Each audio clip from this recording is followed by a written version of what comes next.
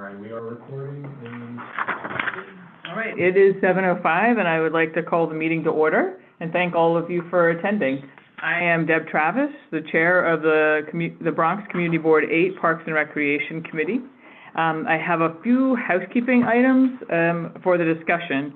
So as a community board committee, we loosely follow Robert's Rules of Order. We will be following the agenda that was previously distributed. If you're not on the mailing list to receive our agendas, you can sign up at our webpage at cbbronx.cityoofnewyork.us/cb8, or find us by just using Google. It's very easy. Some agenda items will only be discussions among the committee. If we open a topic to questions or general discussion, we ask that if you would like to speak, that you raise your hand and I will call on you. I don't think there's any real members of the public here today, so I won't go into how to do, I guess I will do Zoom. If you're on Zoom, to raise your hand, you will select reactions at the bottom of the screen. If you're on the phone, it's *6 to mute and unmute, and *9 to raise your hand and lower your hand. So I will do committee roll call. Bob Bender? Here. Carol Blake? Here. Joanna Edmondson? Not here. Ramdat Singh? Not here. And I'm Deb Travis. So, and then other board members, I saw Julie Reyes, who is the Community Board 8 chair. For park staff, we've got Joe Magnieri, Stephanie Ehrlich, and Christina Taylor. Meredith Hosford from Parks, and Valerie Davis from Parks, and Margaret Holmes from the Van Cortlandt House Museum. Anybody else from Parks? Okay. And are there any elected officials? I don't think so. I think I know everybody. Just want to make sure. Okay. So since this is the first meeting of the board year, I would just like to take a moment and just have us introduce ourselves. So I'll start. Obviously, I'm Deb Travis. I'm the chair of the Parks Committee, and I live in Van Cortlandt Village. Carol. I'm Carol Blake. I've been on the board since last year. That was my first year. I was on land use and sanitation, and I recently switched to public safety and to parks and recreation. Nice. No. Oh, and I realized one thing I wanted was, why did you join the Parks Committee this year? Because I'm concerned. I'm seeing some things that are happening, some things that I wish would happen around the parks. There's just a lot of changes going on, I think, around the neighborhood.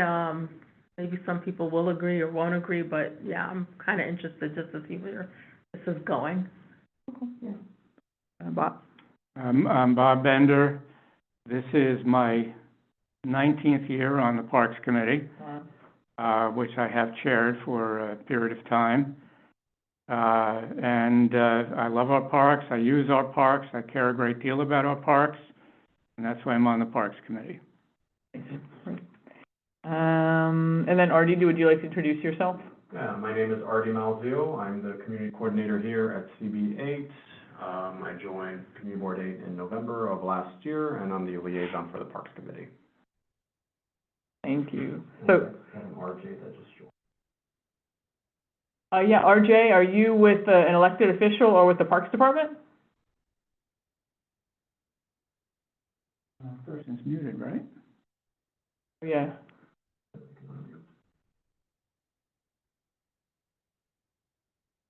RJ, I think we asked you to unmute. If you'd like to just let us know if you're with the Parks Department or with an elected official, that would be really helpful, or with the board.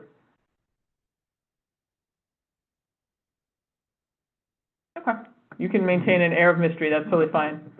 So next, I would like to approve the minutes of the May 22nd, 2022 committee meeting, which was the last time we met, which were distributed to committee members ahead of the meeting. Does anybody on the committee have any changes? No? If there are no objections, I move to approve the amended minutes by unanimous consent. So the minutes of the May 22, 2024 committee meeting are unanimously approved. Next up, the chair's report. So we, back in May, we sent a, request for the Parks Commissioner to, initiate the ULURP process for the end of the Tibbetts Greenway, and we received a response. The specific request was for them to initiate the ULURP process to lease, purchase, or create an easement for the site, at the site of the Old Putnam Railroad between West 230th and West 225th. And their response was basically that they want to thank us for the resolution, to advance a sought-after opportunity to extend the Greenway south of West 230th Street and along the Harlem River. New York City Parks is committed to exploring every opportunity to bring more parkland and recreational space to the residents of the city. As you know, over 13 years ago, New York City Parks received ULURP approval to acquire the former Putnam Railroad right-of-way corridor south of Van Cortlandt Park to West 230th Street. It was a long and arduous process to negotiate with CSX Transportation for the right to acquire the right-of-way and plan for its development as a future greenway. Our commitment to seeing this project through, however, led us to partner with New York City Department of Environmental Protection to finally make it happen. While we remain steadfast in our goal to acquire the site, other aspects of the plan outside of the city agency's control have changed. Unfortunately, the Metropolitan Transportation Authority, MTA, their expectation for the use of the rail line south of West 230th Street have changed since our initial discussions with the MTA 13 to 15 years ago. The rail line is currently active, and the MTA foresees keeping it that way for years to come. We explored a shared use of the line, allowing for a dedicated protective path alongside the rail, but the narrowness of the line makes such a plan unfeasible. Our long-term goal is, of course, to expand the Greenway network wherever possible, and we're working closely with the New York City Department of Transportation on their plans to create a new Greenway route along the Harlem River in the Bronx. Our goal is to establish a waterfront alignment wherever possible and to create improved on-street connections in the short term while new waterfront open spaces are developed. The strategy will also be employed to connect the Greenway from 230th to the river. Nevertheless, regardless of how long it will take, we will continue to follow up with the MTA in the event the line may become free in the future for the city to pursue extending the Greenway through it. So I gave this letter to the Bronx Council of Environmental Quality, and they will be, they were happy to have a response, and they were going to follow up on it. I asked them to let us know if they needed any assistance or support. So let's see here. I wanted to give, when we last left in May, there were some outstanding concession agreements that we were waiting to see who would be selected. So for the Mashalou Golf Course, First Tee has gotten selected for the renewal, for the short-term 2-year renewal. For the Van Cortlandt Stables, the Parks Department is currently reviewing a new agreement, and they'll provide another update presumably pretty soon. And then the gas station inside Van Cortlandt Park. It was part of an RFP that included 4 gas stations, and they have a license agreement, included 6 gas stations, so they have a license agreement for all 6 in the Bronx, Brooklyn, and Queens, with a company called AMG Retail. So it's it's a gas station provider. Is that the current? That's the new.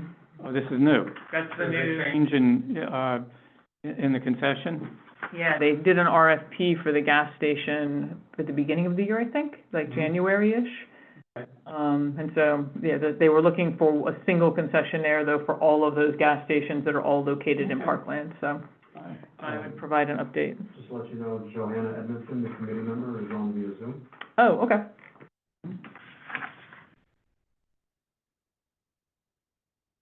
Hey, Joanna, it's nice to see you. I'll look forward to meeting you. I'll look forward to meeting you in person another time.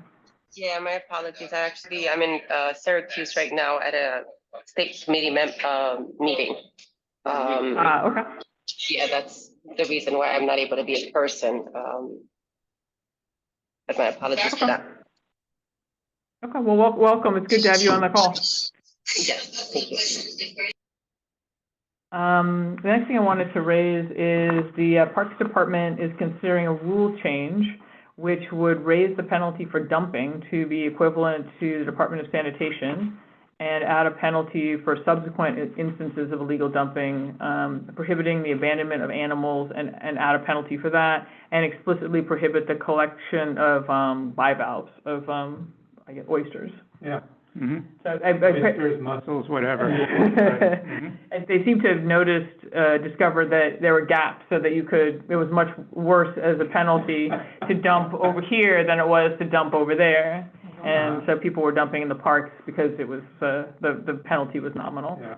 So they've raised it to be equivalent to, just the language is, we are the same as them. So as that price goes up, it will go up as well. The public is invited to submit comments on the website if you'd like. It's rules.cityofnewyork.us.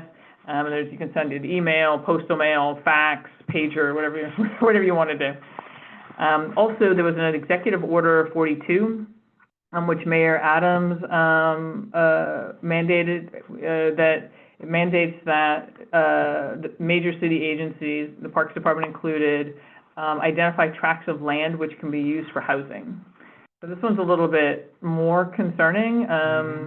These sites would be evaluated by the City Housing Activation Task Force for suitability, and we're just going to keep tracking that one closely and ensure that nothing in this Community District 8 is proposed. And then I also wanted to add that the Van Cortlandt House Museum will be hosting the Underground Railroad in New York City. David Ruggles and the New York Committee of Vigilance, period, full stop. It's Thursday, October 10th at 6 p.m. And I'm sure actually Margaret can probably tell us all about it. My one-liner is that you will learn about the world of anti-slavery activism in the 1830s. Tickets are free, and there will be a talk led by Isaac Colding. It looks like it would be fun. Can you repeat the date and the time, Deb? Yeah, it's Thursday, October 10th, 6 p.m. It's free. You can sign up for it on the Van Cortlandt House Museum website. There's an Eventbrite button there. Yeah. David Ruggles is a fascinating character. Yeah. He really is. He was a free black man in Manhattan, and he was probably the single most important person on the Underground Railroad in New York. So anybody who has any interest in this subject, I would encourage you to go, because he's a figure who should be better known than he is. Interesting. Yeah. Margaret, do you know, was the Van Cortlandt House Museum part of the Underground Railroad? We don't have any information to indicate that, but obviously Okay. that kind of research is ongoing. Right, interesting. Okay. Well, so then, so our first agenda item is going to be Margaret Holmes and Meredith Horsford. Margaret Holmes is with the Van Cortlandt House Museum, and Meredith Meredith, is the Executive Director at the Historic House Trust. I would just like to welcome them both. Since we have some new members on the committee, I wanted to give a little bit of a kind of a catch-up of where we are. So back in November of last year, I first raised the matter of the membership requirements of the National Society of Colonial Dames, who have been responsible for operating the Van Cortlandt House Museum since the house was converted into a museum in 1891. So in order to be a member of the National Society of Colonial Dames, you have to be a direct descendant of a person of prominence in the American colonies before July 5th of 1776. And they have a specific list of who these individuals are, which they've expanded to add a handful of women and Sacagawea and a woman named Dinah, who was a formerly enslaved woman at one of their homes. So the museum currently is owned by the City of New York and the Parks Department, and it is administered by the Historic House Trust through a license to the National Society of Colonial Dames. And at the time that I raised the matter in November, that license for the museum had been expired for about 10 years, although the Dames had continuously operated the museum the whole time.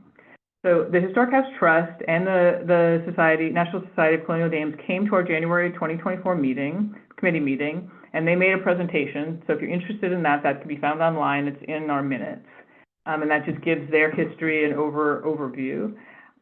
They explained their strong commitment to maintaining their membership requirements when I pressed them on it, and they stated they're improving their equity through genetic research at the burial sites of enslaved people in order to create documentation of ancestral lines for the descendants of the enslaved people, so they can kind of establish genealogical connections. And this is the initiative that led to the additional women being added to the list of approved ancestors, like Sacagawea. So after our January meeting, the committee sent a follow-up letter to the National Society of Colonial Dames on February 14th, where we asked for improvements in the following areas. We asked for a strategic vision for this educational destination on colonial history. We asked for diverse organizational leadership with representation thoroughly grounded in an understanding of the needs, wants, and perspectives of all residents of the Bronx. We asked for an active presence within the community, a plan for advocacy for investment in the capital needs of the house. That's, I think, more of a Meredith thing than a Margaret thing. And a good point to raise, the Historic House Trust is the entity that's responsible for the capital needs of the building itself. The Parks Department is responsible for that. And then the National Society of Colonial Dames are responsible for staffing and programming. And please correct me if I'm making mistakes. So we also asked for original, culturally relevant programming that expands the community's understanding of history from a multifaceted experience, contribution, and curiosity, and we wanted to be funded by the museum or by the National Society of Colonial Dames. We wanted proactive outreach to local public, parochial, and charter schools and nonprofits serving school-age populations, engaging multi-generational programming, including adults and speakers of other languages with varying offerings and communication and materials in Spanish, and a plan for growth of capacity. So they could grow their capacity for funding and staff so they could carry out relevant educational programs, community-wide engagement, and material investment to the level expected of a historically significant New York City cultural institution. I think it's basically fair to say that we think the house has enormous potential and that's not being tapped, and that the programming and resources that could be coming to make this house it's already special, and it could be really just fabulous. So in this letter, we invited the Society and the Historic House Trust back in May of 2024, and the Historic House Trust came back in May, and they gave us an update, which was that they had issued an extension of the license, so the house now has a 1-year license, and that they had hired Margaret Holmes, who was the new museum manager, and that they had also created a community advisory group, which was so new it still had not had its first meetings, and Margaret was still in her onboarding. So Meredith was anticipating that programming and would be continuing to expand and improve as the new museum manager got onboarded and everybody got to work. So also over the spring, we, in order to resolve kind of lingering concerns about the legality of the city forming a partnership with a society that has this kind of restrictive membership covenant or membership requirements. And we just felt, at least some members of the committee, myself included, felt that this gave a perception of bias. So we wrote a letter to our elected officials asking for legal assistance on this question. Councilmember Eric Dinowitz spoke to our board chair and informed her that his staff had confirmed that the license was vetted legally and that he does not have any concerns regarding the National Society of Colonial Dames of New York operating the historic house. So while I still maintain that the descendants of the original European settlers could do better than perpetuating nativist bias, that, is my thing, I guess, and for the moment. And so unless we have really substantial objection or real community objection that comes to our committee, right now I would consider the matter is legal, the relationship is legal, and the matter is resolved, I would say. I'm happy to have, if anybody from the committee would like to raise any points about that. But so this brings us to tonight. We asked Margaret Holmes to come. She's a new museum director. We asked her to just come and introduce herself and give us updates, and specifically on fundraising, programming, and diversification efforts. And we also asked Meredith to come and just talk to us about how the Community Advisory Committee is going. So I guess with that, I will, I'll start with, I guess, Margaret. Do you want to start introducing yourself and Sure. letting us know Yeah. what's going on at the house? Absolutely. So, good evening, everyone. Nice to meet you all. So I'll just first kind of talk about my background a little bit. So, my family, first of all, has a 100-year history in the Bronx, in Pelham Bay. So I have a deep affection for the history of the Bronx and also a deeper, appreciation of the history of the Bronx. I am a public historian, museum professional. I have a bachelor's in history from Mount St. Mary College in Newburgh. And I also have a master's degree in public history from SUNY Empire State University. I was a summer research fellow of the Women's History Institute of Historic Hudson Valley in 2022, where my work focused on more inclusive stories and how to incorporate them into the narratives at historic homes.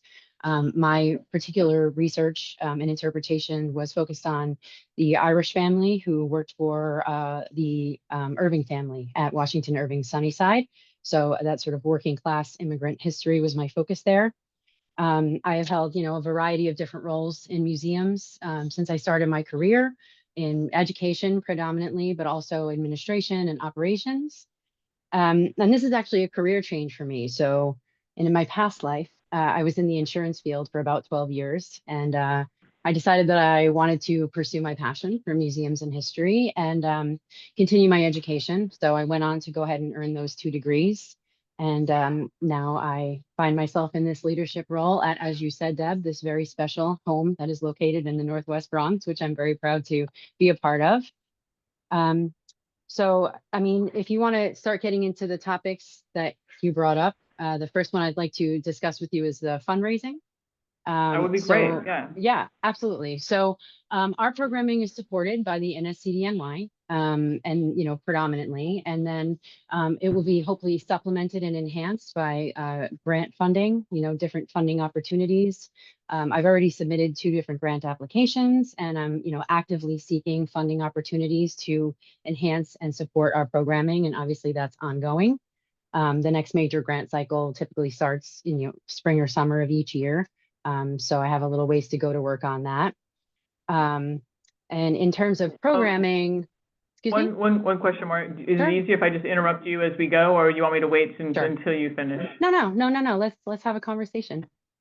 Okay, good. As a lifelong New Yorker, I figured you'd appreciate interruptions, so I thought I would take a shot, so. Yeah, I'm trying not to talk with my hands, but I feel like I can do that. You should go for it, I don't want to be the only one.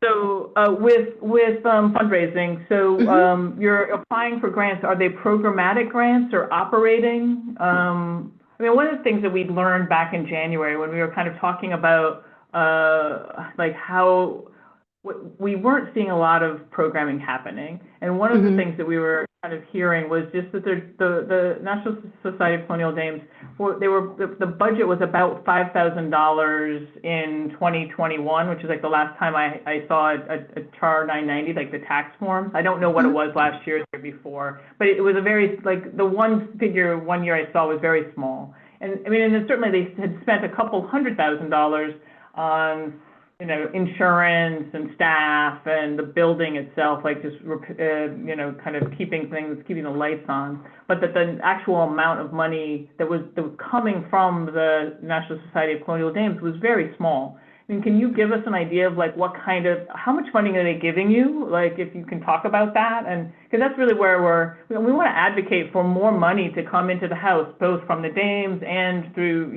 hard work from you with grants. Sure, absolutely. So what I can tell you is that the program vision that I have already sort of planned out for 2025 is fully supported financially by the NSCDNY. So we work together on the budget based on the programming plans that I have. Yeah, but did you lower your plan to meet theirs? I mean, that's how budgets work, right? You know how much money you have and then you figure out how you're going to spend it. Do you feel like, I mean, is the budget 4 figures, 5 figures? I mean, is it? I mean, we're still in the process of working on the budget for the next fiscal year. So I think, you're free to look at any of the 990s that are out there as public information, when they come out each year. So, but I can assure you and the rest of the committee and the board that all of my programming will be fully supported by the NSCDNY. And as you follow the calendar, you might be able to get sort of an idea, if you're interested in figures. Yeah, I mean, I went to look up to see if there were new forms, and there was nothing new that I could download. I mean, Meredith, would Yeah. you be able to provide more recent stuff, just so we could get a sense of what the budgets are like, or? I don't have that information about what their specific programming budget is, but I can say that, you know, the budget at the number that you saw was also at a time of, sorry for hearing dings, it's my computer, during COVID, when there wasn't really a lot of programming going on, and also, you know, staffing was pretty low to actually carry out that programming. So knowing what Margaret has done so far and knowing what she's got in store for next calendar year, I would say that the budget is pretty on par, if not more, than what's consistent amongst our other historic house museums throughout the network of 23 historic sites. And that, you know, I also know, knowing Margaret, that she actually aimed high, not low. So, you know, I think I think you'll be really happy with the robust programming that she has planned. So that actually reminds me of one of the things that we talked about back in January, was you were talking about just a new model of license agreement where we'd get kind of more information. You know, 'cause I know this is not a concession agreement where they, like the concession agreements, they have like very monthly reporting that comes back to the city, in that case, to hold a commercial interest accountable. In this case, it's really like just to make sure everybody, you know, is got accountability just in general. I mean, it's a different relationship. Have you had any, like, have you made, I think when we spoke in May, like the new kind of, the new license was in process, or like what you were developing, it was with legal. Is there an update with that? And because, and what is, are there reporting, is there monthly reporting that comes with that, or yearly reporting, so you have a sense of what Margaret's budget is, and, you know, that, so that we can have a better, like, we can kind of track that and understand it? Sure. I mean, what I can say is, you know, we try to make it something that's useful across the board, right? Both for us, for the Parks Department, but also not too onerous for our partners, because all of these sites have pretty small staff. So, you know, we usually just rely on getting 990 information, things like that online, because it's public information, unless I need something, you know, more immediately. But it does include, that process is still ongoing with like the city's law department, but you know, the license agreement does include regular reporting, certainly on things like attendance, like I said, the financials on an annual basis, keeping us updated on hours of operation, fees that are charged, who's on the board, like those kinds of things are certainly included. Right. So does that mean, when do you get, what's the annual year then for the historic houses? Is it a fiscal year like the cities, or is Yeah. it January to January? It's fiscal. Okay. So then do you have, then did you just have a report? Like, who did the report then for fiscal year 24? Because there was a lot of transition, obviously. Now we're in fiscal year 25. Do you have the fiscal year 24 one? Which, Report, or is like, which thing are you talking about? Oh, I'm sorry. I'm talking about the annual financial, kind of Well, results that you were usually, just mentioning. we don't get those immediately because it takes some time to work that out with your accountant. And often our sites, again, small, often have, you know, like an extension or something. I don't remember specifically about, the financials for this organization, but it's not something that we're usually like breathing down anyone's neck about, because, you know, as a nonprofit ourselves, we know it takes some time to get done. Right. No, absolutely. You just want to get it, done, you know, within a quarter or two, or I would assume, yeah. It's usually within, you know, within the last 6 months after your fiscal year ends or something along those lines. So are you able to share that with us when it is complete, so that we can get a sense of what last year looked like? But that way we can benchmark, whether, like, what the improvements are for under Margaret. It I actually can will check time and out see perfectly. I can check and see what's available. I don't have Wouldn't it. you be getting I it, don't though? know. When I get it, yeah, I mean, I'll have to check in, but yes, and make sure that the version I have is the public version. Sure. Right, okay. Okay. Any questions from the committee on fundraising and grants? Not specifically on that subject. I do have questions, but not on that specific question. Okay. Well, I'll let Margaret, Yeah. we move on to, I think she wanted to talk about programming next, right? Sure. Yeah, absolutely. So I stepped in as director at the end of May this year. So I've been here for about 4 months. And I've added, I would say, probably, I don't know off the top of my head, but about 15 or so events in just those 4 months to the calendar. So, I mean, I can give you, examples of some of the programs that we've done, but that's obviously available, on the website and social media. But we hosted an evening of music and poetry with poet Cornelius Eady and his trio. That was really successful. We had a great turnout, and folks seemed to really enjoy that. We hosted Argentine tango and folklore guitarist Carlos Pavan here in the museum's West Parlor. We hosted a series of free family activity days here on the museum lawn on weekends during the summer. And that was, geared toward families, but, we had folks of all ages participating. They were making historical crafts. Of course, no charge to attend that. Many folks went into the museum as well. Some had been there before, but not for a while. Some folks hadn't been there at all, so they got a chance to kind of learn a little bit more about the site and its significance. We partnered with an organization that you may have heard of called Link New York City, acronym for Literacy in Community. They have a mission to combat the literacy crisis in early childhood, which is also something that we really believe in here as well. So we hosted a couple of events with Link NYC here, the outdoor reading adventures that were open to families, focused on children ages 0 through 5. And now we're continuing a series of parent workshops with Link that we're hosting here at the museum over the next couple of months. And we also were the site host for an artist talk with Bronx filmmaker and photographer Edwin Pagan. That was a project, if you might have seen his amazing photo exhibition that was over by the handball courts. That was sponsored by Photoville and the Bronx County Historical Society and the Van Cortlandt Park Alliance. So we hosted that here at the museum.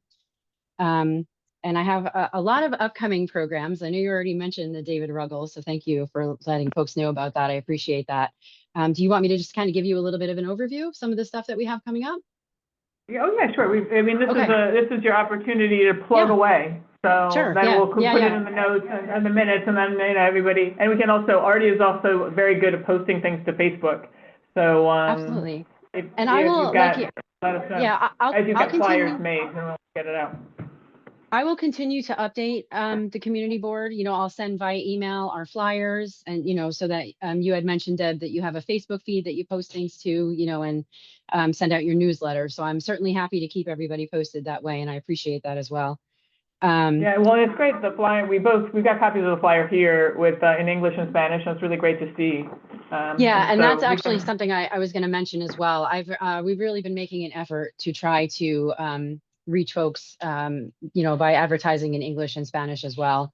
So I'm glad that you noticed that. So we have on Sunday, October 20th, another Cornelius Eady event that we're really excited about. He has a cycle of poetry on Phyllis Wheatley Peters, who was the first enslaved person to publish a volume of poetry in the 18th century. And it's called the Mercy Cycle. And he has partnered in collaboration for the first time with composer and musician Charlie Rao, who plays in his trio, his group, to come together to collaborate on a joint project celebrating the life and work of Phyllis Wheatley Peters. Charlie Rao has an album about Phyllis as well. So they were kind of looking for a venue to debut that collaboration, and we're happy to be hosting that on October 20th. That is also free to attend as well. And if you pre-register with us on the Eventbrite link that you'll see again on website, socials, and all that, you will receive in advance a copy of Cornelius's Mercy Cycle of Poetry to read.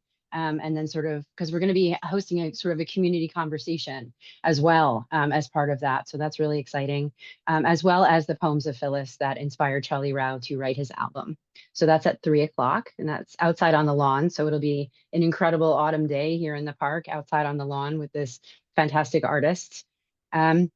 Then on October 26th, Saturday, still kind of working out the details, but want to get it out there. I am partnering with the Bronx County Historical Society and once again, Eddie Pagan, the photographer and filmmaker, to come together with Poe Cottage for a sort of joint autumnal poetry, Poe, kind of Gothic literature themed event. I'll post more details about that as soon as I have it.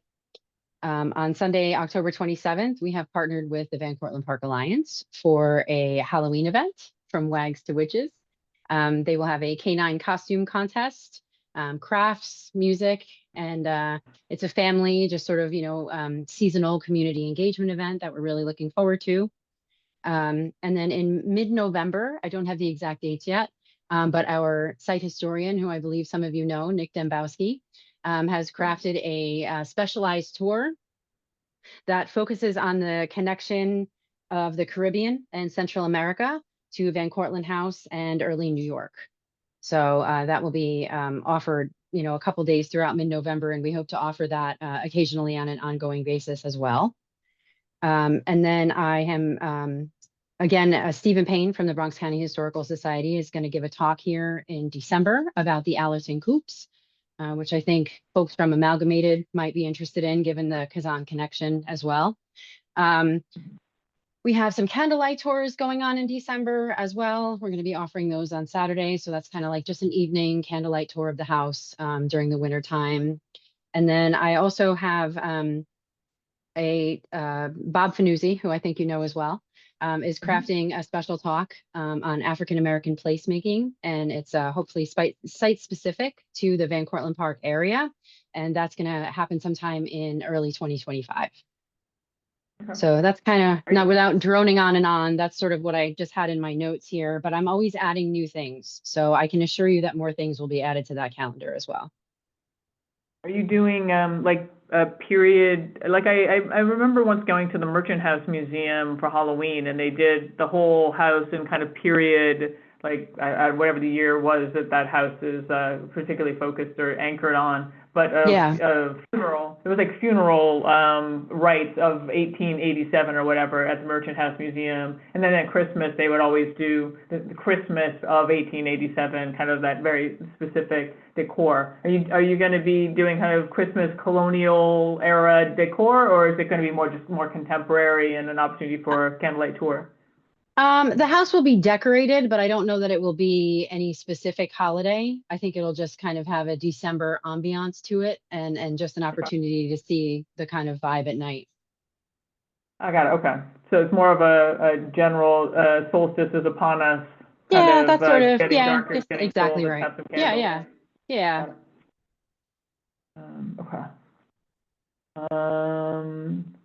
One thing I noticed on your website was a kind of call for schools to come do school tours.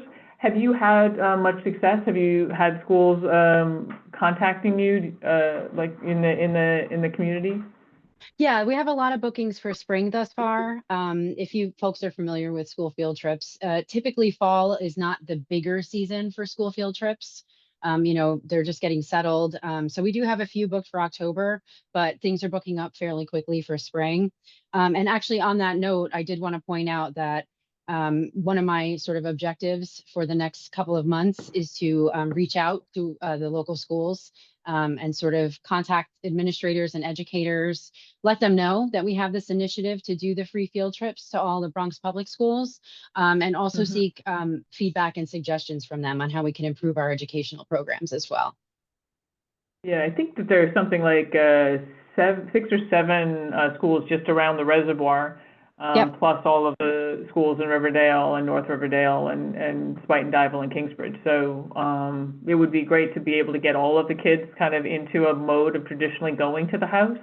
Yeah, absolutely, I agree. It would improve the visibility, I think, for the community.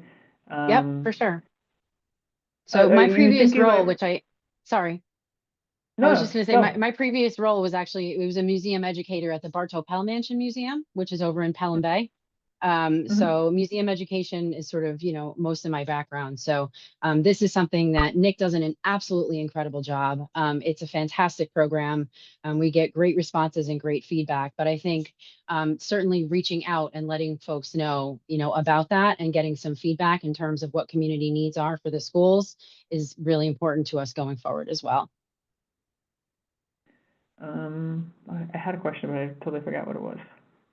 All right. Bob, did you have a question on programming? Well, not specifically on programming. I Well, yeah, I do have one question that's really programming related. Mhm.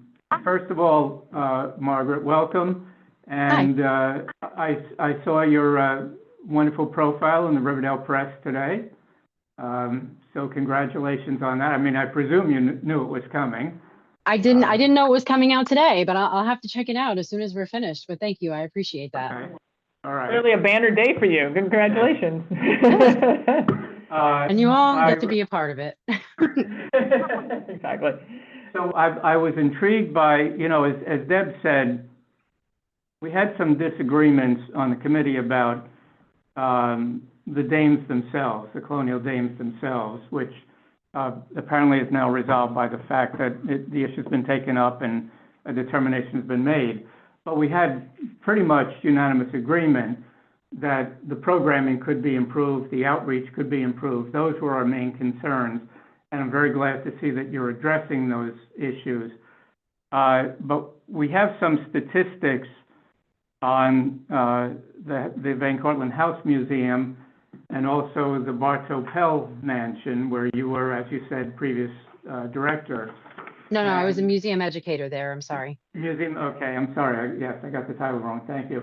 And I was quite impressed to see that these were, I think, 2022 and 2023 figures. They were 2 years. And the Bartow Pell figures jumped significantly from year to year between 22 and 23 when you were there. And I'm curious to know what you did. What was it that worked so well that, you know, brought so many more people in? I suppose possibly the pandemic had something to do with it. It might have depressed the 22 figures, and so it's not really representative.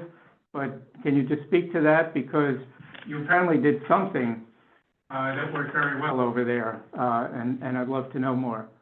Right. The leadership at Bartow Pell, they make a very concerted effort to, you know, contact the schools, reach out to the educators, reach out to the administrators. And so I do think, as you said, certainly, you know, the pandemic affected those numbers without a question. But I do think that as we're kind of talking about now, you know, us over here at Van Cortlandt doing the same, getting out into the schools, you know, showing my face. And hopefully I'd like to actually meet some of these folks in person, have conversations with educators, you know, and like I said, get some feedback as well. So. Mhm. Okay, good. I have some other questions, but they're not related to this specific subject, so Okay. I'll save them Sure. until you're finished, Deb. Well, and to put some numbers to what Bob was just describing, in fiscal year '23, Bartow Pell had 6,143 people come to the museum, and then in fiscal year '24 had 8,736. So there was almost like 20% jump in attendance. The Van Cortlandt House Museum, on the other hand, had 5,913 in fiscal year '23 and 4,186, so a decline in attendance for fiscal year '24. Yeah, so whatever worked at Bartow Pell, sounds like you're bringing it to the House Museum in Van Cortlandt, and that sounds great. Great, thanks. I mean, our educational program is incredibly strong. So I think it is also a matter of, like I said, me just getting myself out there, telling people what we're doing here and having those conversations with educators. So that's kind of my strategy for that right now, but thank you. One thing I was wondering about is just visibility. Like when you walk past the house, you don't really have a sense sometimes that this stuff is happening. I know the fence is getting renovated. Is Yes. there a plan to add, a signage or a case or something so that when you're walking by, there's a place to see events or post events or putting banners on the fence or, those types of things? Yeah, I think there were banners on the fence here before, operating hours and specific events that we were doing. One benefit of this fence capital project is we will now have an entrance off of Broadway. So when you come down the walking path from Broadway, you can now walk straight. You will soon be able to walk straight in to the museum as opposed to sort of circumventing that. So I think that will certainly increase visibility. And if we're putting banners there, it's like right when you walk in.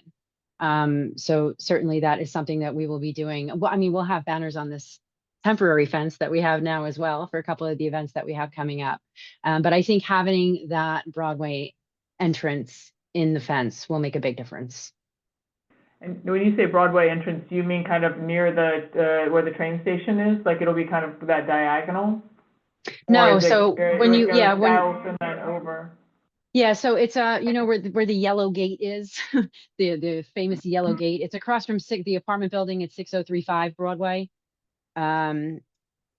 So it's where, let me see, the Like the soccer main, field and the the cricket. main Yeah, the entrance cricket. to go to the museum off of Broadway at 200 and whatever. 46, 246. 246, exactly. You go in, there's that big gate that lately Parks has had closed so that cars don't drive through. And when you walk into the park there, you kind of go around the fence and then you go into the entrance for the Van Cortlandt Park Museum. And so what she's saying is you'll come in from Broadway and then you'll Oh, I be able see. to come into the Van Cortlandt House Museum property, like straight off of that path. So it'll be on the same side essentially as Memorial Grove? The Yes, entrance. That's correct. yes, Yeah. exactly right. Yep. I got you. And then, okay, that makes sense. And there's a door, that's the direction, the orientation of the door too, is that way, I guess, right? Precisely. That's where Yep. with the ADA project is kind of, would be hardening that and making it more formal, I guess, yes. Exactly. Okay. What's the timeline for that, while we're on that topic?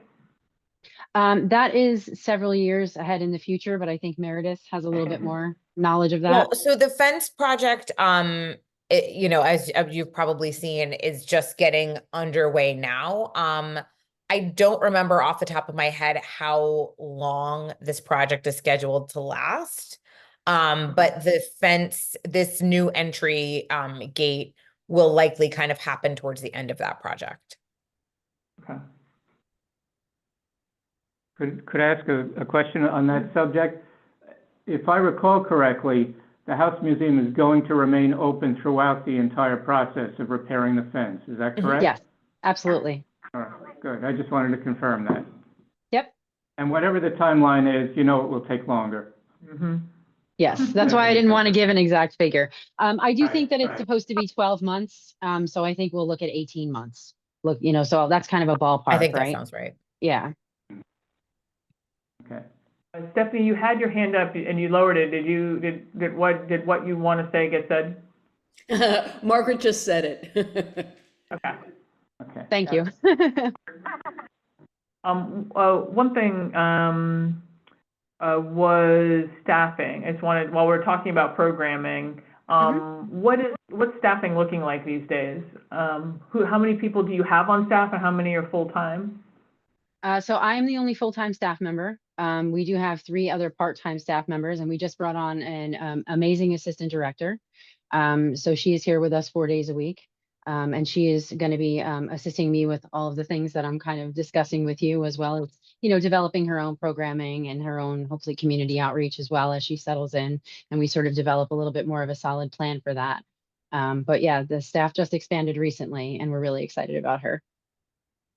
So the 3 part-time people, are those the folks who do the gift shop and keep the museum open, the staffing for The 3 part-time tours? people are the assistant director, Nick Dembowski, our site historian, and Morena, who is our weekend manager. Okay, so wait a second. So you've got you, and then you've got the assistant director, the site historian, which is Nick, and then the weekend manager? Morena, Is that Pinata, everybody? yeah. Yep. In So terms the of total operational staff staff, is- yeah.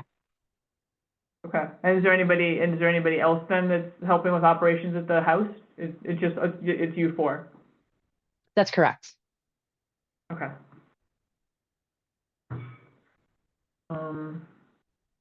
Okay. It seems like that's less people. Bob, do you remember what the staffing No, I was last don't. year? I don't have it. I mean, I know Nick was there, but, He was there full-time, but he didn't Right. have an assistant director. I couldn't He did say. have I a really museum don't know. manager, though. Okay. Yeah. Okay. And so then do you want to talk about diversification efforts and what you're doing there? Sure. So yeah, I mean, in terms of programming, we're just building on the existing, diversity of programming that we've had. Interpretations, presentations, focus on underrepresented histories. And, through that and all of our programming, we're trying to engage a more diverse audience as well, which is a key piece of that. And so the community outreach efforts and, like I said, engaging the schools, engaging the educators. I've spent sort of a good portion of my time here speaking with visitors, engaging with visitors, and kind of learning about, community needs. In terms of inclusion and community access, new programs bring in new folks, and that means new perspectives, new opportunities. And the Community Advisory Committee and their input will also play a key role, and that will be an ongoing process. Have you met with the Community Advisory Committee yet? I think Meredith can probably talk a little bit more in detail about that if she'd Sure. like to at the moment. Yeah. Yeah, do you want me to jump in now, or is there anything else you wanted to ask about, Deb? No, sure, jump right in. Okay, sure. So the Community Advisory Committee is going to meet in October. We have brought on a facilitator to help sort of just keep the conversation on track. Someone who's really familiar with nonprofits and museum work and all the good things that we're doing here at the Van Cortlandt House Museum.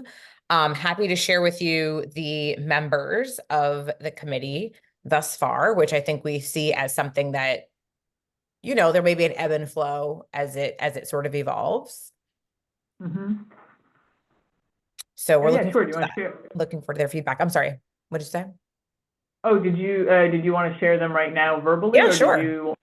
Oh yeah, sure. Go for it. Happy to. So we've got myself, Laura Levine Pinedo. I think I mentioned some of these folks last time, but we've got a couple of other folks, and she's from Kingsbridge, Riverdale, Van Cortlandt Development Corporation. Don Rice, who is the chair of the board at the Dyckman Farmhouse Museum and also a local historian. Gabriela Perez Hernandez, who was the former manager at the Van Cortlandt House Museum. Michael Goldblum, who is one of the HHT board members, and he's also a local resident and an architect. Angel Hernandez, who is the Bronx County historian and also works at the Botanical Garden.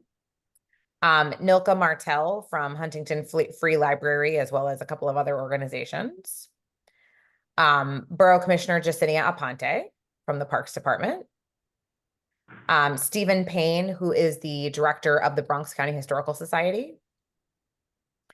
Margaret, of course. Nick Dembowski, who, is the site historian at Van Cortlandt, but he's also from the Kingsbridge Historical Society. Mm-hmm. And then I'm waiting to get the name of who will represent the Van Cortlandt Park Alliance. Okay. And so that's kind of where we are right now. Okay. And then did you get any, I know that you had sent out to elected officials, any recommendations? Did you get anything back from anybody? I did not get anything back. Okay.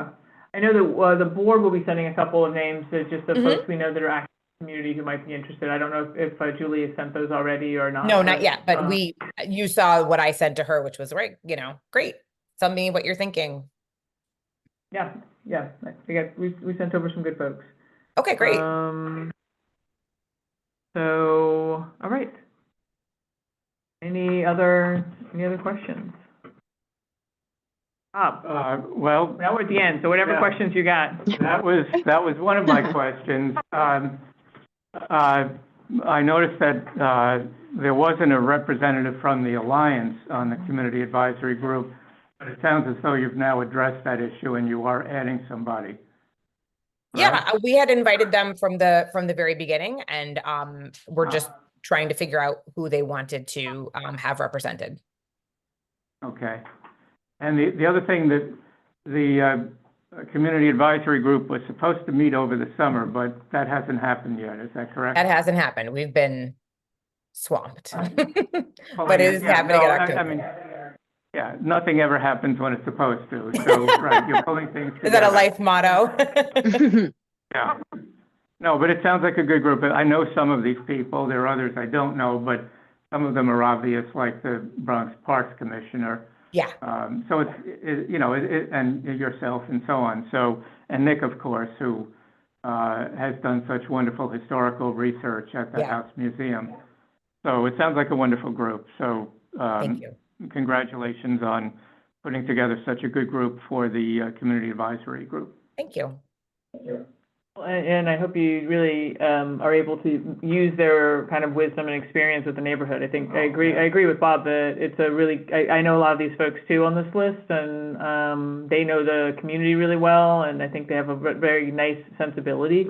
And so, and they're smart folks. And so I hope that you're able to kind of, Margaret, I hope you'll be actively working with them in Yeah, both absolutely. to develop, to get ideas, but also to use their networks to really have a strong connection with the community. I see Julie's got her hand up. Julie? Hi, Deb. I'm sorry, I'm on the phone. It took me time to raise my hand. Sorry about that. I just wanted to just acknowledge and thank them, because the list will be going back to them this morning. I did receive a response back, and I look forward to the community board also to being able to participate in the advisory group. But you will be getting that this evening, Meredith. I did receive your email this morning. Thank you. Great, thanks so much. Thank you, Julie. I think that's all that I have.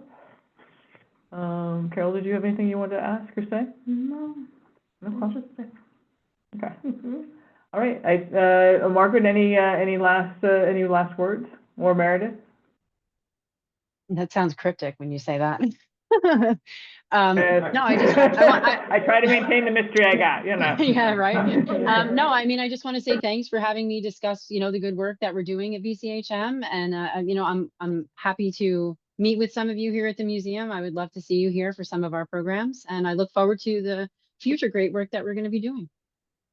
Yeah, no, it sounds like some of us will be coming to the event in a couple of weeks, and this candlelight thing will be on my birthday, so I'll have a cocktail and come over. So. Excellent. Sounds great. Look forward to it, Deb. Thanks so much, everybody. It was lovely to meet you all. And again, any more questions that you have, my email is on the website, so all of you folks can certainly feel free to reach out to me directly as well. Yeah, we thank you. We appreciate you coming and letting us meet you, get a sense of what's going on at the house, and we really are 100% behind your work at the house and making it a better place where everybody can really come together. So we support you, and please don't be a stranger with the board. Reach out if you need connections to local businesses or schools, all that stuff. That's what we're here for, is to solve problems. Great. I'm very grateful for that, and I probably will. So. Great. And thank you, Meredith. And I know this is like the third time you've come this year, so I think that I'm a means regular you're now. at 6 hours. At 10, I think you get a gift certificate. So Oh, I can't wait. So thank you so much for coming, and you can have the rest of your night back. I really appreciate it. Thanks. Nice Take to see care. you. Have a good evening, Good night. everyone. Bye-bye. Good night. So now we're moving on to old business.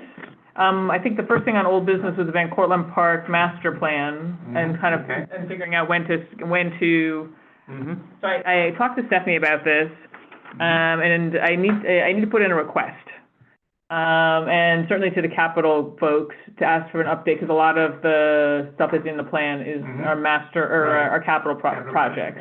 So I'm happy to send an email to Van Cortlandt Park Alliance and to the capital group to request a update. Stephanie, do you have a sense of what is a reasonable time? I don't know what the capital side of parks will say to me for when they think they can get back to us. But Stephanie, do you think you could do it by November if we do have a November parks? One of the problems also, Bob, and you know this as the former chair, is Thanksgiving and Christmas are very selfish with their dates in the calendar. So our Parks Committee meeting in November is directly the night before Thanksgiving, and our Parks Committee meeting in December is essentially right before Christmas. So I have put in a request to try to get an alternate date for November, but I don't know yet. It'll depend on other committees not meeting. so we'll see how that plays. So I'm Yeah. trying to aim for November, though, for the. No, I understand. I mean, that's a longstanding problem. Yeah.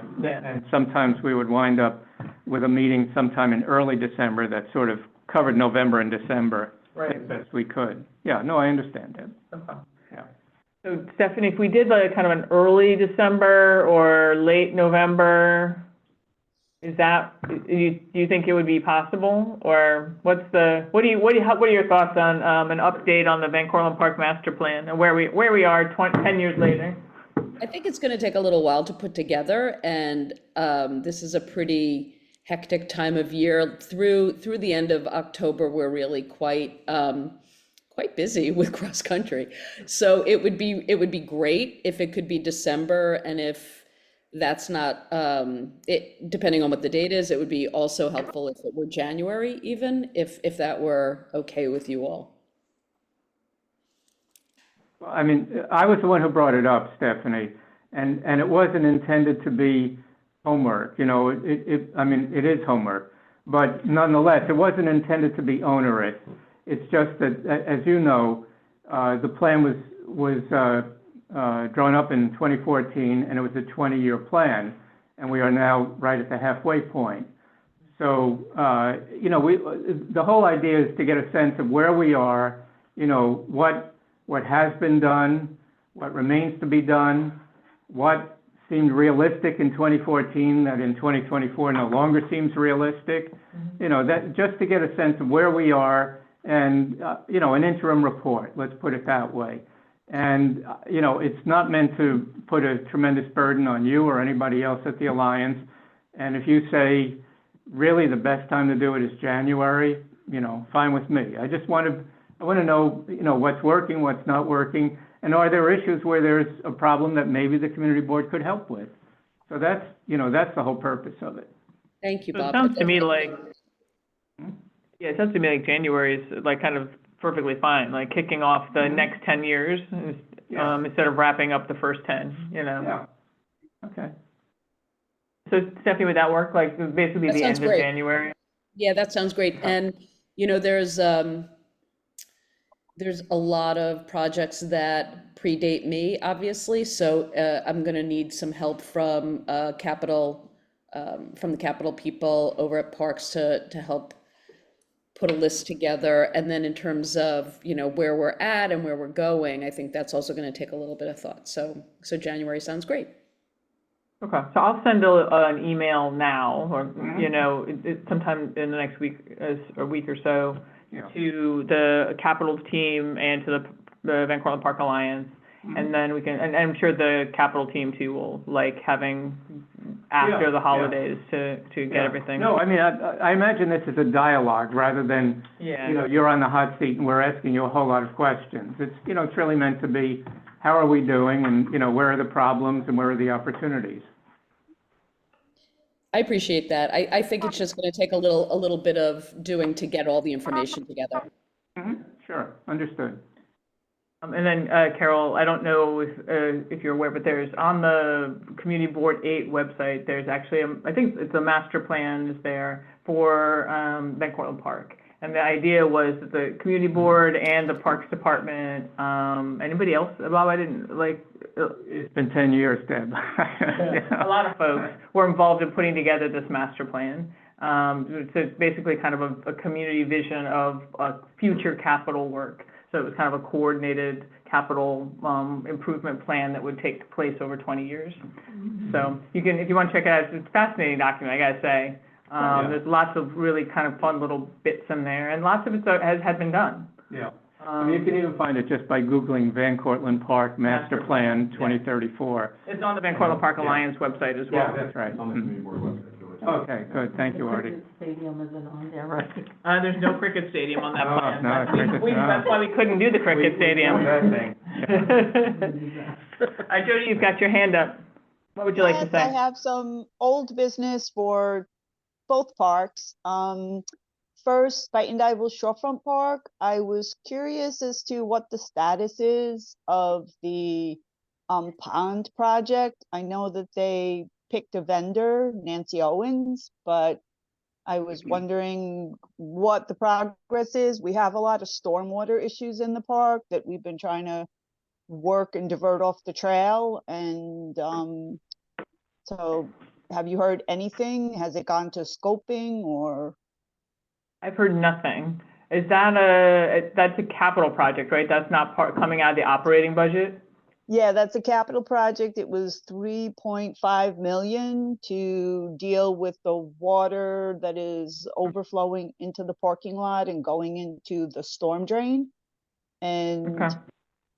there was I spoke with, I can't remember his name. At Speak Up, I spoke with one of the landscape people who said that they were thinking about making it more about like the watershed and trying to revive the old stream that got buried. So I was just curious because we're doing trail work down there and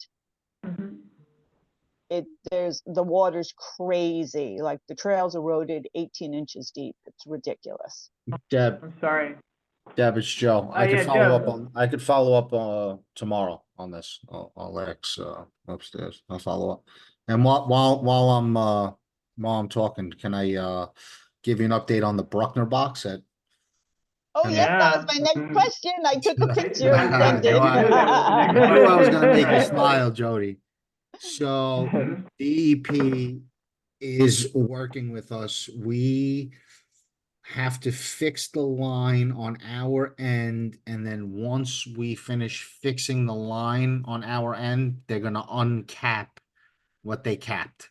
So I can't give you a timeline, but we are working on fixing our line, and you'll have water soon. So it's coming. Well, we'll have water until Wow. it gets turned off in October, but we'll have water for the spring. So that's going to be Yes. exciting.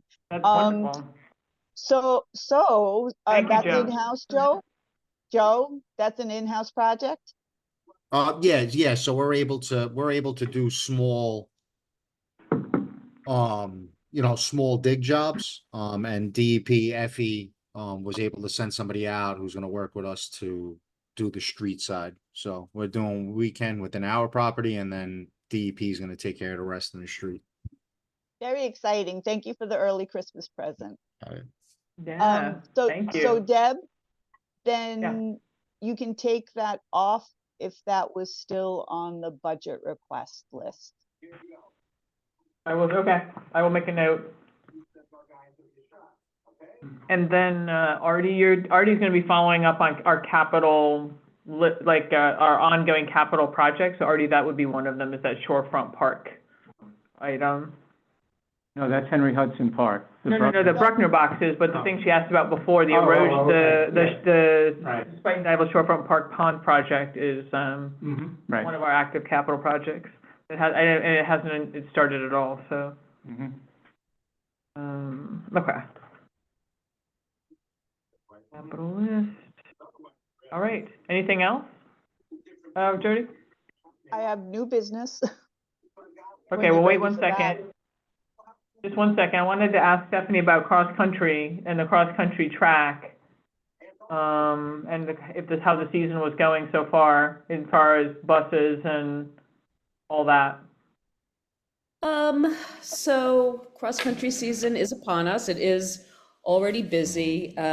We have had some trafficy days on Broadway, and that has been challenging. We're trying to work with the 50th, but also with NYPD traffic, and they have come out. They've done some summonsing, but it's not consistent enough, I think, to make a dent.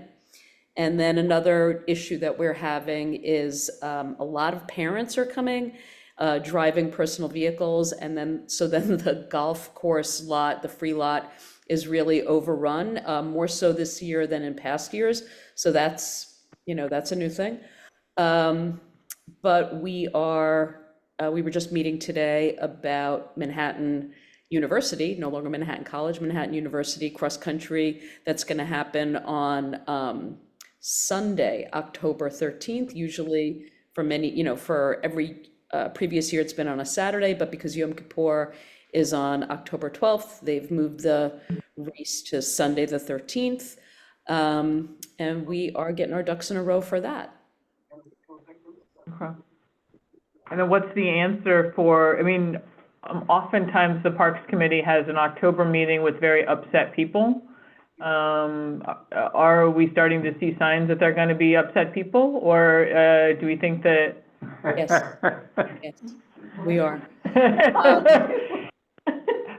The Because, people who live across the street from Van Cortlandt Oh, well, Park yeah. are often unable to pull into their garage because Oh, of that- bus yeah. traffic. Yeah. And then Yep. Bob ends up having to wear a vest in direct traffic. And with David Gilman, With David always. Gilman.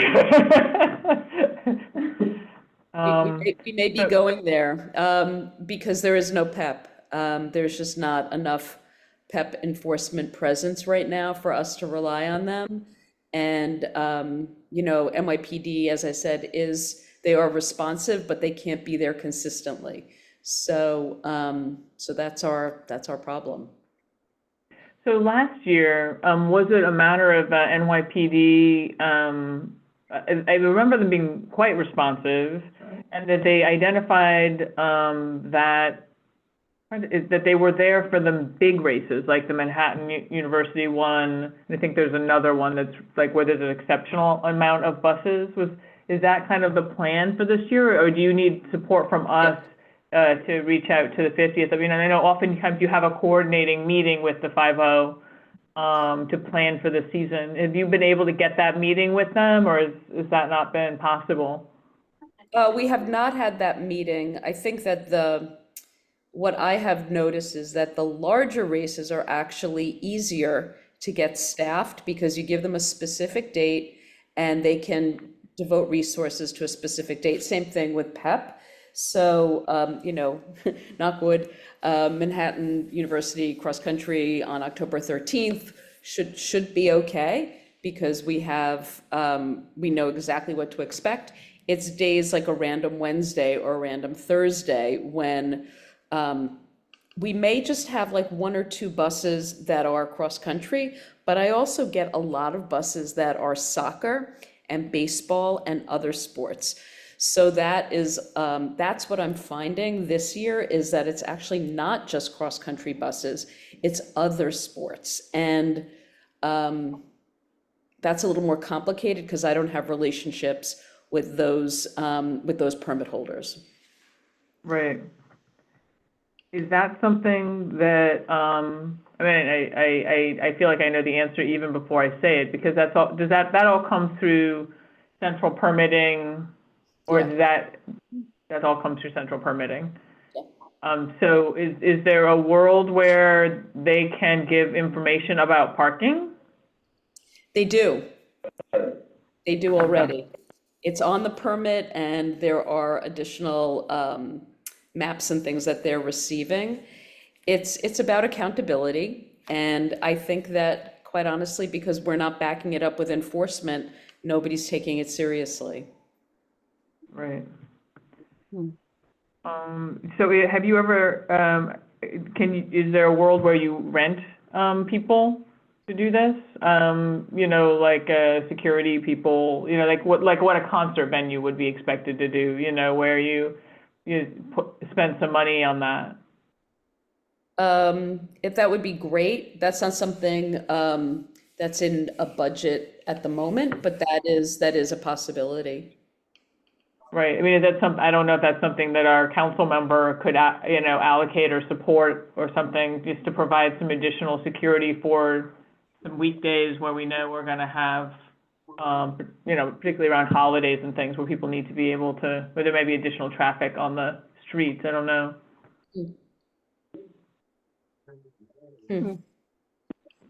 It's a good thought. We can give that some consideration. It's a good thought. Yeah. Okay. Well, let me know if there's anything we can do to help or support, reaching out to a council member for that. Obviously Bob has to work for free, but, because of rules, but. Which is exactly what I'm worth. Can I ask a question or two? Absolutely. So Stephanie, do you feel good about the Manhattan event, or or are there still some concerns? Should we be talking to the 5-0 about it, or do you think you're okay? No, I think we're good. We have a site meeting with the 5-0, next week. And so they're gonna be on site, they're all booked. That I feel good about for the Manhattan race. Okay, because that's the one where historically we've always gotten the largest number of complaints, because it is such a big event. Yeah. The past couple of years, I think we have done a good job moving things along. I mean, what we had last year and the year before is, they have come out with a tow truck, and they've relocated vehicles, and I think just the threat of seeing a tow truck kind of drives home that you need to keep it moving, and so we've done better the past couple of years. You know, I don't wanna oversell it, because we still haven't done it yet this year, but that has been pretty successful. Yeah, it has. No, I agree. I mean, I have some history with this, and once you have a tow truck out there, people really do pay attention. So, and with regard to the cross-country course itself, Stephanie, I wanted to say, you know that I run it a couple of times a week, if run is the right word. But there's a lot of work going on there. I know you've got volunteers out there on Thursday mornings. And it is looking, in the last few weeks, much better than it has all year. I mean, it was in horrible shape most of this year, and it's really come a long way in the last few weeks. Thank you. I'll pass that along to the team, because it's really a huge team effort. It's VCPA, it's park staff, volunteers. A lot of the volunteers are actually coming from Manhattan University. They're coming pretty regularly, and we're really leaning into the cross-country teams to help out. So that's been great. You know, what's worked for us has been that we have not had an intense rain too recently. Haven't had any rain. Well, yeah. Yeah. So, but we had some really, really intense rains over the summer, which, you know, it's snowballs or rainballs. It makes it really, really hard for us to catch up. Well, your staff is, I will say, I've been there on Thursday mornings for the volunteer thing, because I run that course and I owe it to the course. Your supervisory people, the Alliance people, have been fantastic. That's great. They know exactly what they're doing. They're great to work with. And, you know, it's, as I say, everybody's doing a great job. Thank you. And I will pass that along, because they're working really hard. I'll pass it along tomorrow morning when I see them. That's great. Well, that's really nice to hear about, because I saw pictures of the course, and that was one of the things I was worried about, was that the course was not going to be in good shape this year. So I'm so happy to hear that. It's come a long way in just a few weeks. Wow, that's impressive. That's grueling work. I mean, we. Not kidding. I'm impressed that you're doing it. You know, God bless. Any other old business? All right, new business. Any new business? Jody? Hey there. This is new business for the community board, but old business for Henry Hudson Park. We are regularly experiencing vandalism.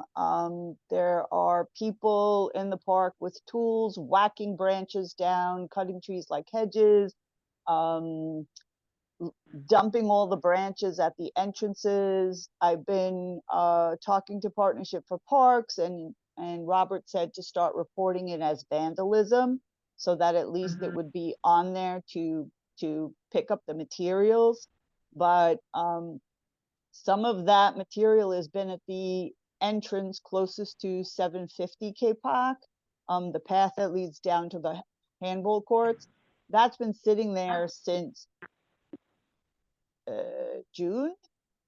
Somebody took a saw to a native eastern white pine and cut branches off it and dumped them all there. So we've had that. We've had our bulletin board vandalized twice, the lock broken. I fixed it. Then they took the doors off. I haven't fixed that yet. We had somebody with a weed whacker using the weed whacker in the park, telling people that they were with the Parks Department and telling the parks that they were a volunteer. I did approach them. I sent their info and photo, and I Googled them and sent a lot of information to Parks and PEP, but without having a robust PEP department, without having staffing for them, some of these things are just low on the list. I know they're dealing with, you know, more serious issues in other parks, but it's becoming very demoralizing and very frustrating that we come up and a native tree is chopped to bits and may not recover, and there's really not much that we've been able to do about it. Somebody came and weed whacked all our lilies down, dug up one of our beds and planted cucumbers and beans in it, planting begonias in Shorefront Park and hostas.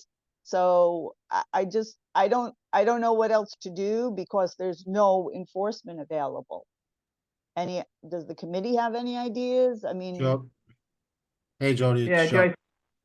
Yeah. So, I remember you bringing this to my attention early summer. You had mentioned, and I forwarded the information to Pep, and I think what you said is exactly right. It's very hard to enforce, you know, rules and regs and things like this without, you know, a fully staffed, PEP force. So they are aware. My staff's on the lookout. And I'm not saying that the vandalism compared to what we're getting in some of these other parks, I mean, it's a problem throughout the city, vandalism, and it is very frustrating, but you know, we routinely, you know, inform PEP of like hotspots, like Seton was really bad for a while, people trying to break into the park house. Obviously that hasn't been a problem because of the construction, but you know, just people would go into the woods, get a big rock and just start blasting the lock, trying to break the lock off. So vandalism, unfortunately, it's just very common. But you know, I'll talk to Pep again, see if they can, you know, take an extra ride by, but it's definitely on our radar. We understand the frustration. We're frustrated.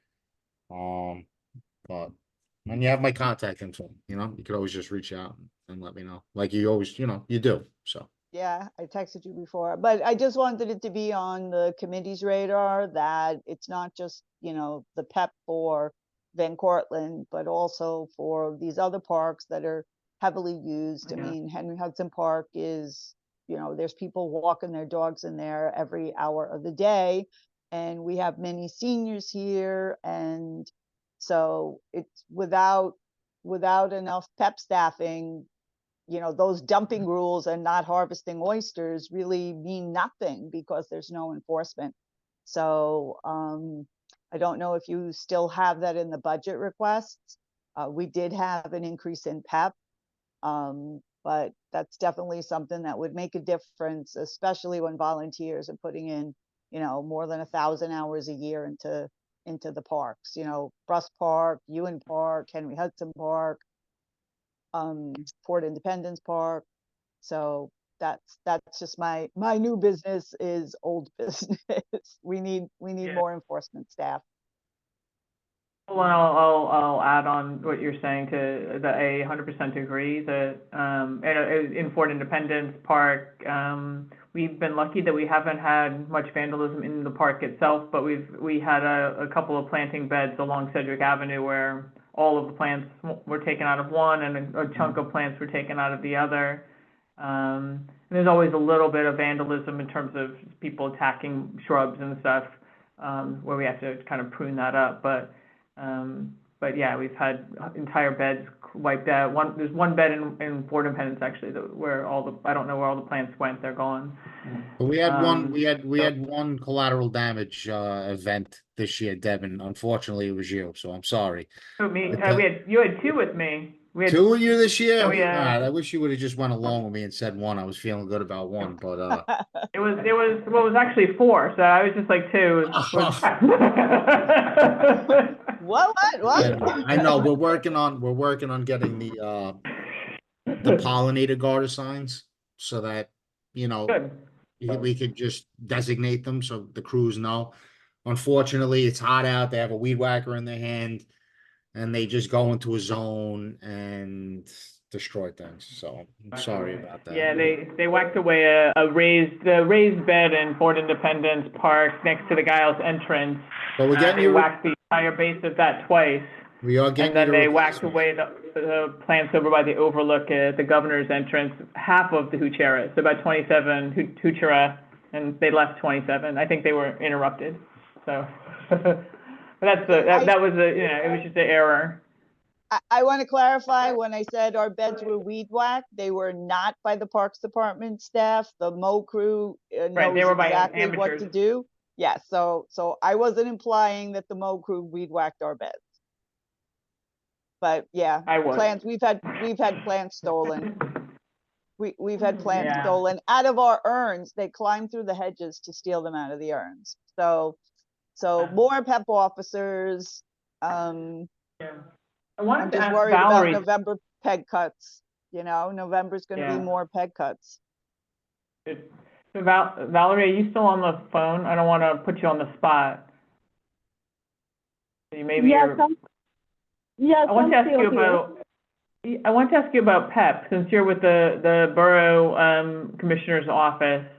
I had read an article that said that NYPD was kind of integrating themselves at the commissioner level with PEP. And I wondered if you could kind of say a little bit more about that, and if it's having any kind of impact in terms of recruiting and stuff like that. It seemed like they were trying to help PEP get more officers and retain them. No, I'm not free to speak on that, but I can sit down with the commissioner and get you an update. That would be great. I'll take that, I guess. Okay. Because we've got a standing request to have more PEP officers for years. There's just ongoing issues with barbecuing and encampments and stuff like that, so. Deb, as you know, the problem with PEP is that those people, when they can, leave for other positions like the police department, corrections, even the fire department, because the pay is better and the benefits are better. And the PEP, there's a stated number of PEP people. I think it's 50 for the Bronx, and they have never actually had 50 people. They've always been short, sometimes by a few people, sometimes by a lot, because people see it as a stepping stone to something better. And as soon as they have the opportunity, they move on. I think that was part of the ethos of why they were embedding NYPD in PEP, was to try to improve things for PEP so that PEP would stay in place. It was kind of the way I read the article. Right. But that was maybe me putting an optimistic spin on things. I wasn't sure. Yeah, well, it would be wonderful if it actually was that. Yeah. So we'll see. Stephanie, you've got your hand up. Did you want to talk about PEP? Otherwise, Christina's had her hand up longer, so I don't want to cause trouble in your life. Christina, you go first. I can talk about PEP too. So just one thing, just to remember that PEP is at an all-time low right now, which is leading, making all these problems much worse. The vandalism, the double parking on Broadway, there's just not enough officers. And just to remind everyone that Mayor Adams cut $20 million from the budget. So, they're not getting paid enough, but there's also just not enough positions to even begin with. So it's an ongoing problem. That I'm not sure what the solution is going to be. But yeah, on a more happy note, we have a lot of it. Yeah. Wait, the $20 million that you quoted, is that the whole city budget, or is that just parks? It's just parks. That's just parks. Mm-hmm. And is that the PEG, or is that from the beginning of the year? Is that fiscal year 25 is $20 million less, or is that the PEG that Jody was just talking about, the cut? So that is 20 million was cut from the budget from last fiscal year to this fiscal year. Okay, so it's already too low is what I'm hearing, and Yeah, then and Jody it's said now there's even gonna be an lower. additional cut. Got it. Okay, thank you. I wanted to make sure I understood why I was crying in my beer, so that is helpful. Yes. A million cheers. So I just wanted to, let you guys know about some events we have coming up. Bob, thank you so much for joining Leslie and the group on Trail Thursdays. We do appreciate the help, because, cross country definitely needs some help. But if your, trail work on Thursday is not your thing, starting in October, we'll have Wetland Wednesdays, Forest Fridays, and Monday morning cleanups. And this Saturday, we're doing a tree planting in the Northwest Woods. So all of those are up on our website. But some other fun community events we have this Friday, we are showing a movie. We tried twice to show The Princess Bride this summer and the weather did not cooperate. So third time will be the charm. We're going to show The Princess Bride this Fridays, and the good news is it gets dark earlier now. So if you're like me and you have an early bedtime, you can see the movie and still get to bed. So it'll probably start about 6:45, and at 5:30, Will Crafts and WFUV DJ will be spinning tunes from 1987 and movie related. And then on October 19th, we have our Hiketoberfest. So that's a fun fundraiser that we do for the park, where we do hikes out in the guided hikes in the park and you get giveaways. And then we have an Oktoberfest on the grounds. So tickets are on sale now if you're interested in that. And then, as Margaret mentioned, we have Halloween the following week on Sunday, October 26th. So it'll be a lot of family friendly, crafts and the dog costume contest. And then in between, there's a bunch of other smaller events. So please check out our website. Okay, great. All right. Well, that's a lot of new business. Thank you. She's got the exciting new business.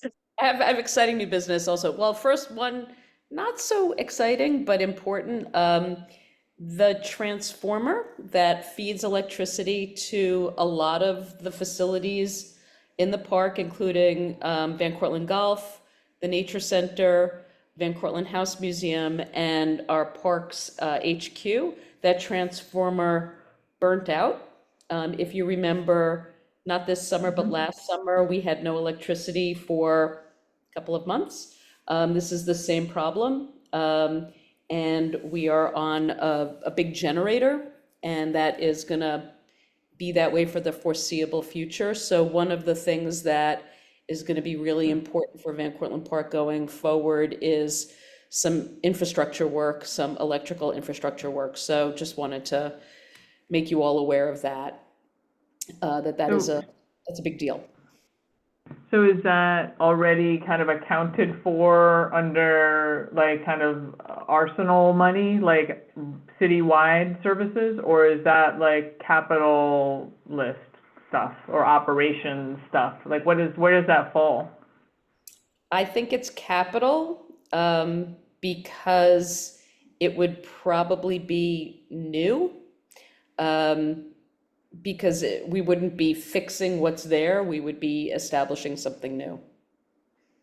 Are you thinking about solar at all? I'm just thinking that I hope whatever we do works. So, Right. It's Okay. yeah. So is the Parks Department, or is it the kind of thing where you need to still get capital dollars allocated and requested? Yeah. So when you say foreseeable future, you mean until somebody finds money to actually replace the transformer or put in solar panels or that kind of thing? Okay. Yep. Yeah. So that's a good, I mean, the headquarters building really would be a good place for solar panels, right there on Broadway. I mean, that's an investment, I know that. You don't just, you have to spend money in order to make money over the long term. Sure. But that's a really good idea to put solar panels on the headquarters restroom building on Broadway. It would be great. It would be great. The big issue is that, I don't know if you all know this, but the transformer is a DOT transformer. It's not Parks Department. So that's part of the problem. So The idea is to get whatever electrical that will power those buildings to be Con Ed. And, you know, there could be solar integrated into that, I would imagine. Is that then the Parks Department would need to get a whole new connection to the city street and then with a transformer or solar or some sort of generation system? Yep. So what were the buildings again? Is the golf course, you said the golf house is one of them? Yep, the Golf House, the Nature Center, Van Cortlandt House Bathroom. Museum, which includes the bathrooms, yes. Van Cortlandt House Museum and HQ, the park house that has restrooms on Broadway across from Burger King. Wow. All right then, that's a lot. Yeah, but then I have good news, which is that that we received a grant from the Mellon Foundation, and it is for reimagining the enslaved African burial ground in the park. And so we're going to be doing a bunch of community engagement work over the next year or so, working with the community to understand better what they want to see in this location, to make the burial ground look more beautiful. There may be some opportunity for a monument or some other kind of memorial there. But we are really looking forward to moving forward with that. And we just had we had a lovely walkthrough with engagement firms, with people that are going to be putting in proposals to work with us going forward. So it's very How much exciting. is the grant? 310,000. Nice. Ask a question, Deb? Yeah. So, what form is that community engagement going to take, Stephanie? Well, we're going to figure it out a little bit in detail, but mostly a lot of arts integration. So there will be some visual arts and art making that'll happen probably near the burial ground, maybe in other locations in the park. We have to kind of figure that out with the firm. So that's the exciting part. We're going to try and put that all together and then implement it. Mm-hmm. But more specifically, how are you going to interact with the community to get some input from people in the community, that sort of thing? That is how we're going to do it. We're going to be working with them, doing arts programming, asking questions. There may be some surveying, but it's going to be a lot of like small workshops. Okay. There may be the possibility for focus groups also, but again, we're going to be hiring a firm to help us kind of figure out what that plan is. Okay, so you'll tell us more about that as we go forward? Yeah. Great. Well, congratulations. Yeah, congratulations. Well done. We are pretty excited about it. Nice. Any other new business? You've got hands clapping from Jody as well. Yes. One thing I wanted to ask while I've got Joe on the call, under new business, is I had heard some folks mentioning that they were having difficulty getting permits in Washington's Walk for like birthday parties and stuff. Is there anything going on with the permitting in Washington's Walk, Joe? Yeah, so do you remember how absolutely out of control Washington's Walk was? Yes, I picked up that stuff. There were actually, I mean, when I first started, there were several committee meetings where people came up and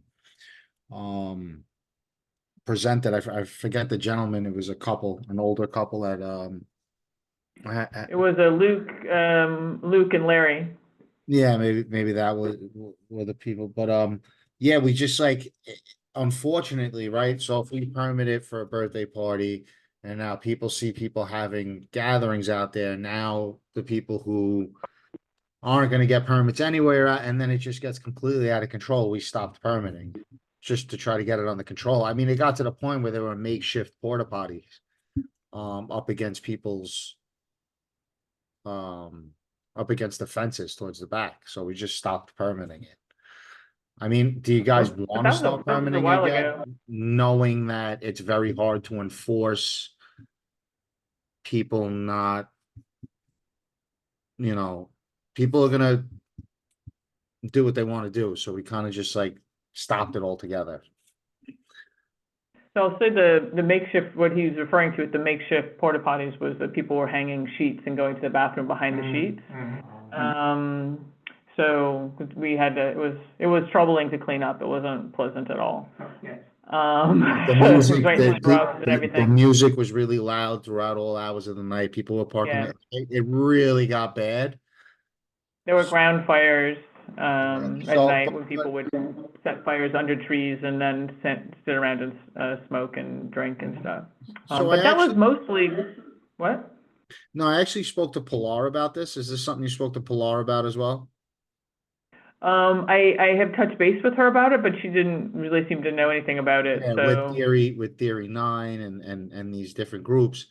So I told Pilar that if groups want to do events or something like that on Washington's Walk,